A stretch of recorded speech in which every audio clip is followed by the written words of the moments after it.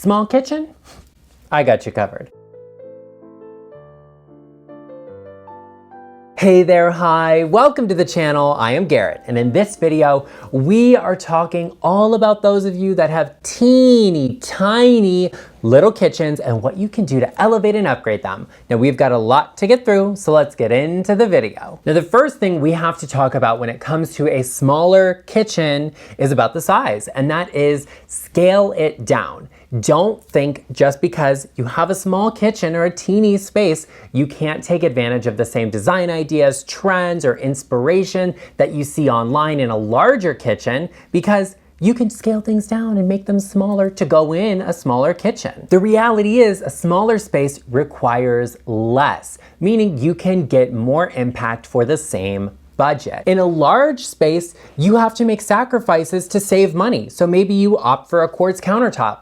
But in a smaller kitchen, you could do marble for less. A small space doesn't mean you have to sacrifice on quality. It doesn't mean that you have to sacrifice on design, because the truth of the matter is a smaller space can be done more luxuriously, more affordably. You could choose to upgrade a lot of things like cabinetry, countertops, flooring, even a backsplash. It's more affordable to do full custom cabinetry in a small kitchen than it would be in a large one. A small space does not mean it's not worthy of great design and big impact, beautiful ideas, because it can actually be the most beautiful, the most impactful, and the most functional space in your home. The next big idea I have for your small kitchen is actually going custom in terms of the cabinetry. The reason for this is you can take more advantage of those small spaces. For example, if you have a 2 or 3 inch gap between your refrigerator and your cabinet, and you have a 1 inch gap between your range and the cabinet, well, that's 3 to 4 inches of space there over the course of a few surfaces adds up to feet of lost usable space that you really could need in a small space. Custom cabinetry in a small kitchen can also enhance the usability in terms of your specific needs. You could have a custom organizer or insert made for that cabinet that's going to hold your exact items perfectly and take the fullest advantage of the space you possibly can. That's always something that is going to elevate the kitchen, elevate the space, and the functionality. That's the most important thing when it comes to a small kitchen, because a larger kitchen tends to just be larger to compensate for the fact that it's not super functional, versus a small kitchen really focusing on how you use it, where things are placed, what type of function does the space need to serve, will take the most advantage of it and can be the most effective use of that space. And going with custom cabinetry doesn't mean you have to upgrade this and do all sorts of fancy decorative detail. You can have very simple cabinets. You could do a simple shaker style door on those cabinets. You can also upgrade your cabinetry to have specialized storage methods or under cabinet storage lighting, any sort of detail like that. And it's more affordable in a smaller space. The next idea I have for a small kitchen is one I have for every kitchen, and that is if you are doing renovations, if you are looking for an upgrade that is going to increase the usability and storage of that space, install as many drawers as possible. They allow you to take the fullest advantage of the depth of a cabinet. With a door, you tend to just have a big open space there right as you open the cabinet. But with drawers, you then create shelves within that space. You can take the fullest advantage and access the full depth of the cabinet. That is essential in a small kitchen because you need it. And it's also great for aging in place because it's easier to access the items within the drawers versus having to bend down or crouch and get all the way into the back of a cabinet. Drawers are just more convenient for everyone, and they also improve the storage and functionality of your kitchen. On top of that, you can also install organizers for your specific need. If you love a kitchen with no upper cabinets, you can actually install plate and utensil organizers in drawers that make them into functional cabinets for your dishes, as opposed to having everything out on display. Drawers in a kitchen, essential, a must-have. It's not even a designer finish, it's just a common sense finish that everyone should have. The next idea I have for small kitchens, and something worth considering if it fits your needs, is smaller appliances. Do you need to have the full big refrigerator? Maybe not if it's just a space 1 or 2 people are using. I'm a big fan of having fresh produce and fresh meats and vegetables in my house at all times. So I tend to go to the grocery store a little bit more often. It saves me space, and it also means that things are fresher. But then dry goods or bulk products I can store in another place. Something worth considering is having another appliance in a different area. Maybe you have an unused closet where you could put a deep freezer, or you can add another refrigerator into your garage. Those are ideas that will save space in the kitchen, get you more countertop space, all while maintaining that cold storage space you might need with your refrigerator. A smaller oven? Think about it. How many dishes are you cooking on the top of that at once? Do you ever need to make a big 20-pound turkey in the oven? If not, maybe a slightly smaller appliance would actually benefit you more and be a little bit more efficient in the space. That is also something worth considering. Do you need big, standard-sized appliances, or could you downsize a little bit and still get the same functionality? Something worth considering, and at the same time, everybody just loves a cute little baby appliance. Speaking of little babies, where is Albert? Albert, come here. Not that he can hear me clapping, so I guess I better just go get him. Oh, look at who I found. The cutest little baby. Albert, tell us, what's your favorite part about a small kitchen? The food? Aww. Okay, everyone, while we sit here and play with Albert, if you haven't already, take a moment and hit the subscribe button. It really helps us out as content creators, and it keeps us creating. Plus, Albert's not gonna wanna come here if you're not ready to subscribe. Oh yes, I know. I know. You get me all covered in hair. It's the cutest hair. Are you starting to know that everyone wants to see you when we film? Are you starting to know that? Do you know that you're the star of the channel? What, you don't want to be here? You want to be with your bully brothers? Okay, I'll let you go see them. We'll see you later, Albert. Ooh. The next idea I have for smaller kitchens is actually something you all have recommended to me multiple times, and that is the toe kick drawer. I think it's an interesting idea if you desperately need the storage space because it is down low. It's at the floor level. I am not bending down to the floor to get anything out of a drawer. I don't care what it is. And these drawers tend to be very thin. So maybe you're putting cooking sheets or some backstock product or something in them. I think it's a good idea if you really, really need that storage space. It's also interesting if you added a step in there if you needed it. Maybe you like to cook in the kitchen with your kids and they always need that little step or booster stool or something. That can be a great way to add that into the kitchen without having to have a little item, a stool, sitting there in a corner somewhere that you then are accessing. These can be good, they can be interesting. It's worth remembering that they are thinner drawers and you do have to bend all the way down to get to them. For me, it wouldn't be worth it in my home because I wouldn't actually use that. As a matter of fact, I should probably check to see if I have them because I've never even thought about it because I wouldn't use it even if I did have it. Something worth considering and looking into if you think that will be right for you and your home. Another idea for a small kitchen is actually the chef's kitchen. A chef's kitchen typically just means the kitchen has a built-in oven. And this can be effective for a number of reasons, specifically in kitchens that may be smaller and have a lot of countertop space, but don't have enough storage space. The reason this idea is effective for those kitchens is because you're losing countertop space, but you're gaining more cabinetry and storage space. You would have a wall oven, and then you would have a cooktop. Under the cooktop would typically be drawers. This is a great place to store pans and large items because you can have some pretty deep drawers installed. And you're moving the oven somewhere else. You can also have a built-in microwave installed at the same time and do a beautiful vent hood. That's always a really beautiful way to upgrade a kitchen.